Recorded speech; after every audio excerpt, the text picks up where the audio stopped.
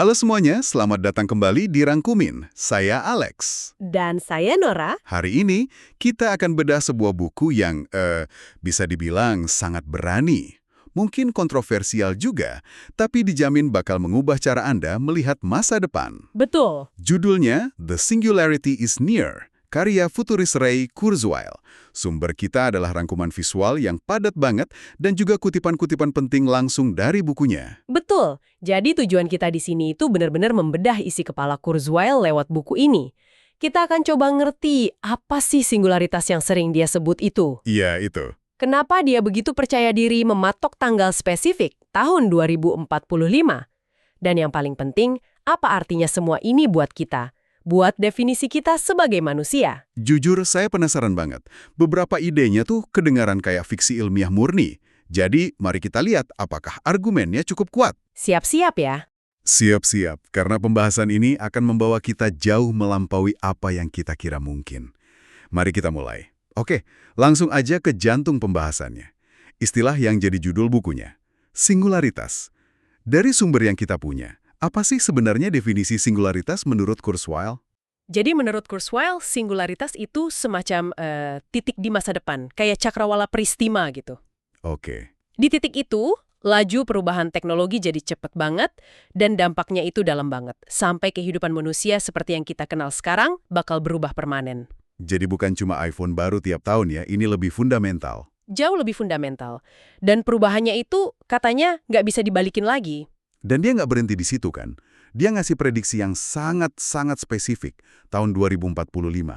Itu yang bikin saya agak skeptis. Kenapa presisi banget? Nah, itu dia. Di titik itu, Kurzweil memprediksi bahwa kecerdasan non-biologis, maksudnya mesin, akan 1 miliar kali lebih kuat dari gabungan semua otak manusia di planet ini. Tunggu. 1 miliar kali? 1 miliar kali. Coba kita renungin sebentar skala itu. Bukan 2 kali lebih pintar, bukan 1000 kali. Wow, itu skala yang bahkan susah buat dibayangin.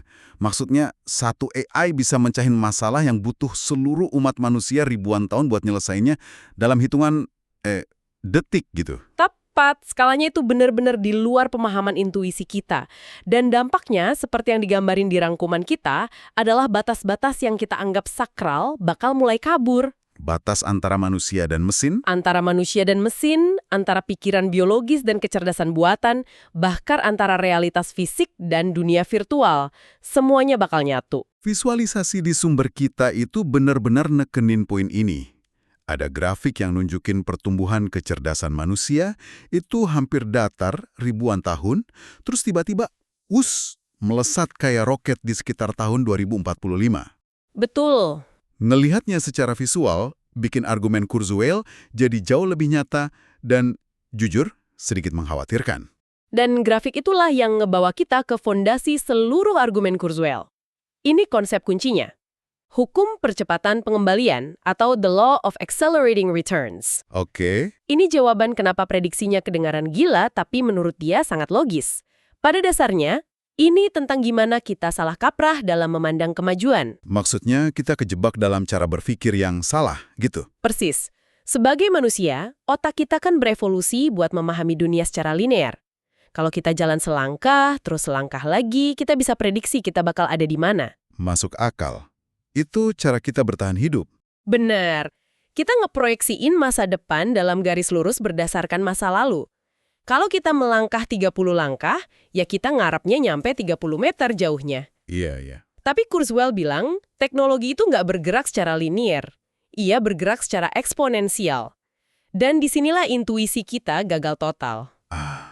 Analogi teratai di rangkuman kita itu bagus banget buat ngejelasin ini. Bayangin sebuah kolam dengan satu teratai di atasnya. Tiap hari jumlah teratainya jadi 2 kali lipat. Oke, hari pertama 1, hari kedua 2, hari ketiga 4, dan seterusnya. Tepat.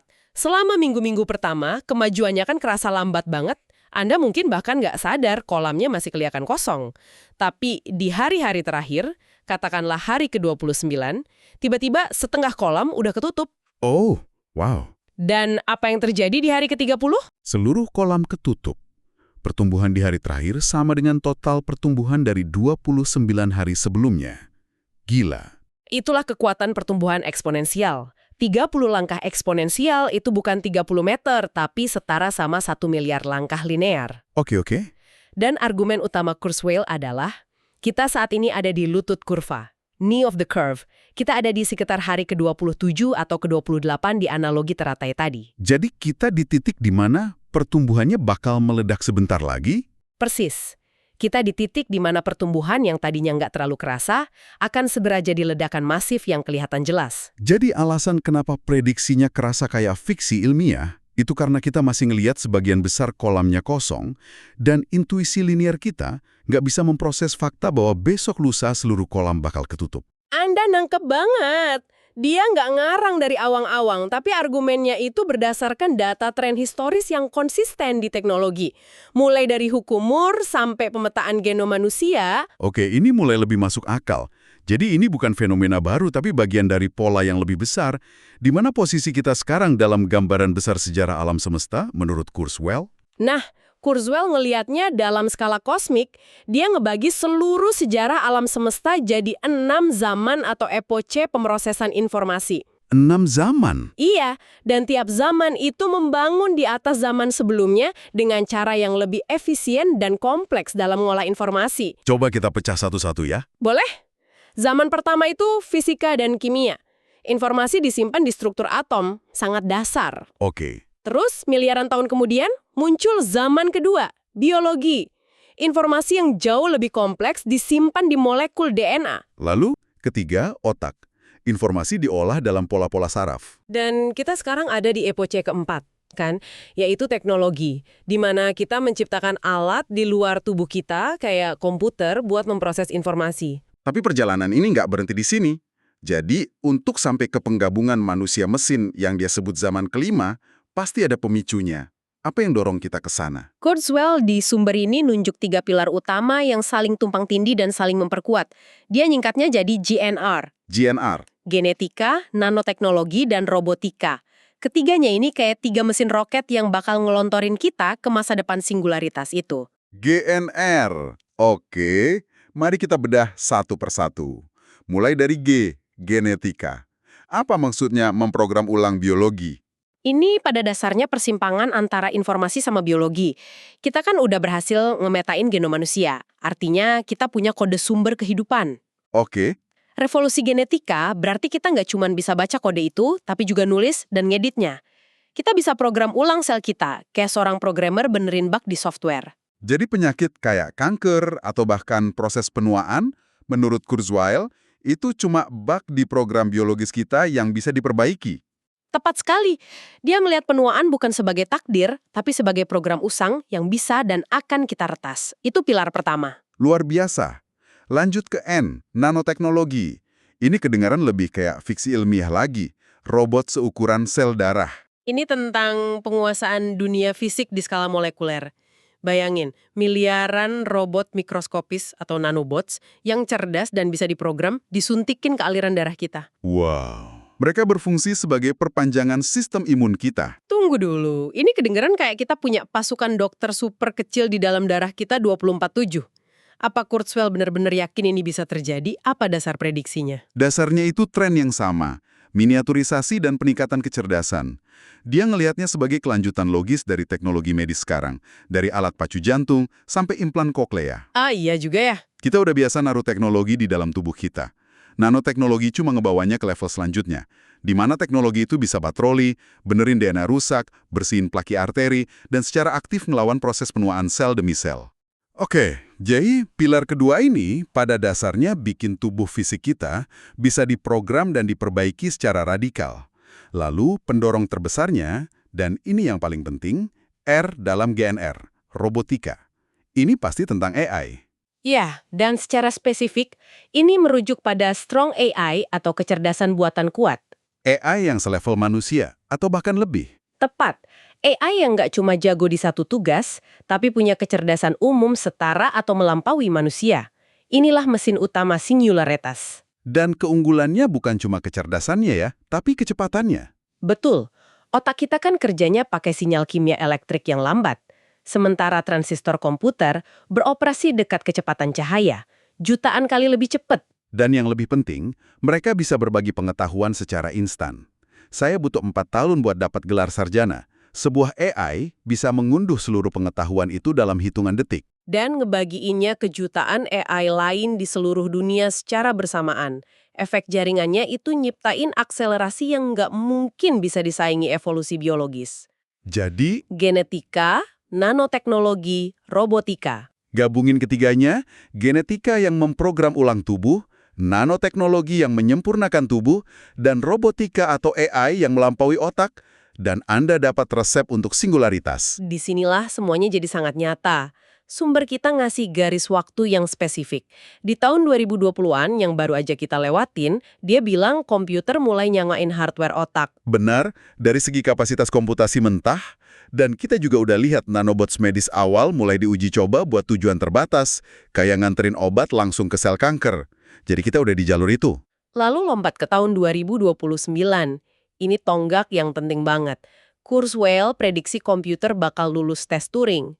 Apa implikasi penuhnya? Ini bukan sekedar chatbot yang pinter kan? Jauh melampaui itu. Lulus tes Turing berarti sebuah AI bisa interaksi sama Anda lewat teks atau suara, dan Anda sama sekali nggak bakal bisa nebak kalau itu bukan manusia. Sama sekali. Sama sekali. Dia bisa berdebat, nulis puisi, bikin lelucon, atau bahkan ngehibur Anda pas sedih dengan empati yang tampak nyata. Kecerdasan emosional dan kreatifnya pada dasarnya udah setara sama kita. Oke, kalau tadi udah kedengeran kayak fiksi ilmiah, di tahun 2030-an ini levelnya naik lagi. Kurzweil bicara soal mind uploading. Maksudnya, seluruh isi kepala kita, pikiran, kenangan, kepribadian, bisa di-copy-paste ke komputer. Iya. Ini konsep yang sulit diterima akal sehat. Gimana mungkin aku bisa ada di dalam mesin? Idenya adalah men-scan seluruh struktur otak Anda, tiap neuron dan koneksinya, terus disimulasiin di media non-biologis. Jadi diri kita nggak lagi di otak yang rapuh ini. Betul. Bayangin diri Anda ada di dalam superkomputer atau cloud, wadah yang jauh lebih kuat dan abadi. Di sana, Anda bisa mikir jutaan kali lebih cepat dan mengakses seluruh pengetahuan di internet sebagai bagian dari pikiran Anda sendiri. Dan puncaknya di tahun 2045, singularitas, di mana kecerdasan mesin tadi melampaui gabungan seluruh kecerdasan manusia miliaran kali lipat. Ini benar-benar akan ngedefinisiin ulang apa artinya jadi manusia. Tepat, kita akan bahas tubuh manusia versi 2.0. Oke, Tubuh biologis kita yang rapuh bakal jadi pilihan bukan keharusan. Organ yang rentan penyakit diganti sistem nanoteknologi yang efisien. Dan ini melampaui sekedar kesehatan. Sumber kita nyebutin realitas virtual dari dalam. gimana tuh maksudnya? Dengan nanobots yang bisa interaksi langsung sama neuron kita bisa ngerasain dunia virtual yang imersif dan sepenuhnya nyata tanpa kacamata atau perangkat eksternal. Maksudnya, saya bisa berada di pantai di Bali, ngerasain pasir, denger ombak, nyium bau garam laut, cuma dengan mikir, sementara tubuh fisik saya ada di rumah. Tepat.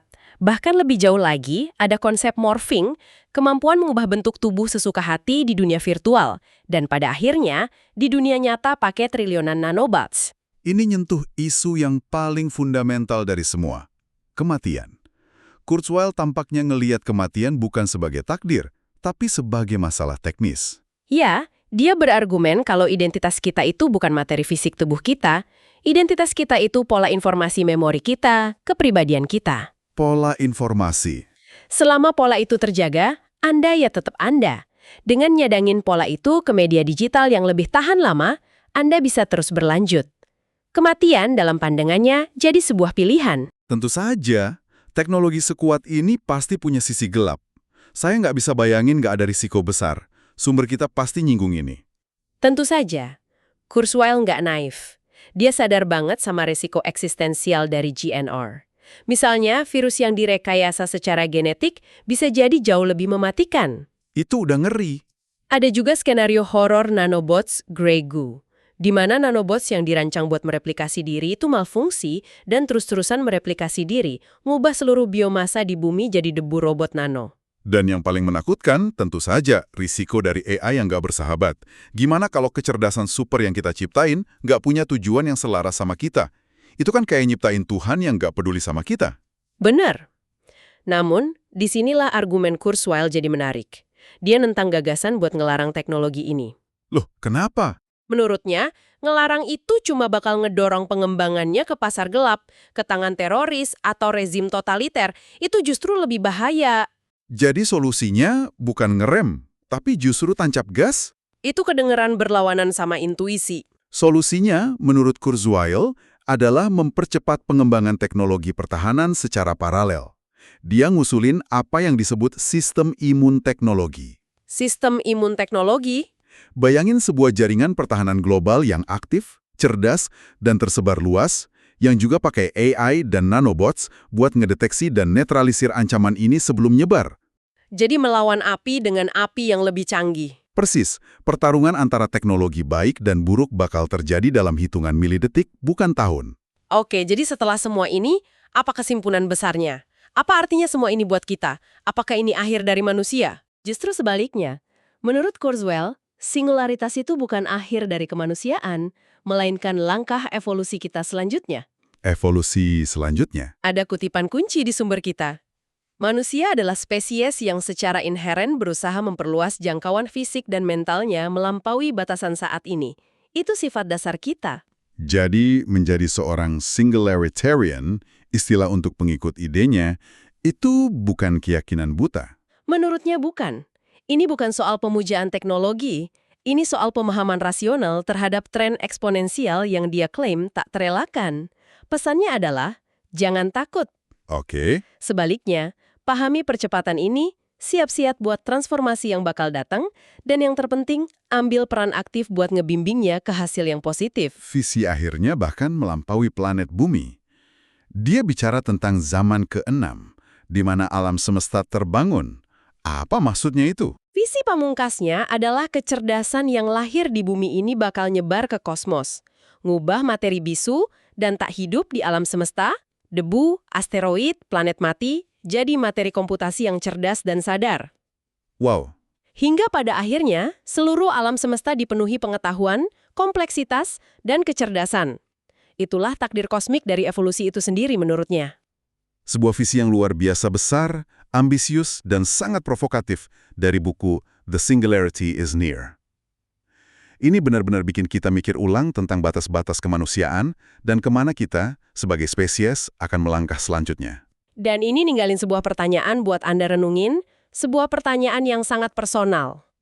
Jika Anda bisa mencadangkan kesadaran Anda, memindai setiap memori dan pola kepribadian Anda ke dalam mesin, apakah Anda yang ada di dalam mesin itu masih sama dengan Anda yang sekarang?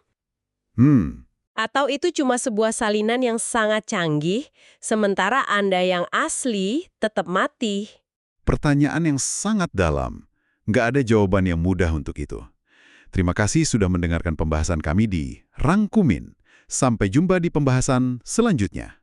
Jangan lupa untuk mendukung channel ini dengan meninggalkan komentar, like, dan subscribe. Nyalakan juga notifikasinya agar tidak ketinggalan rangkuman menarik lainnya. Sampai jumpa!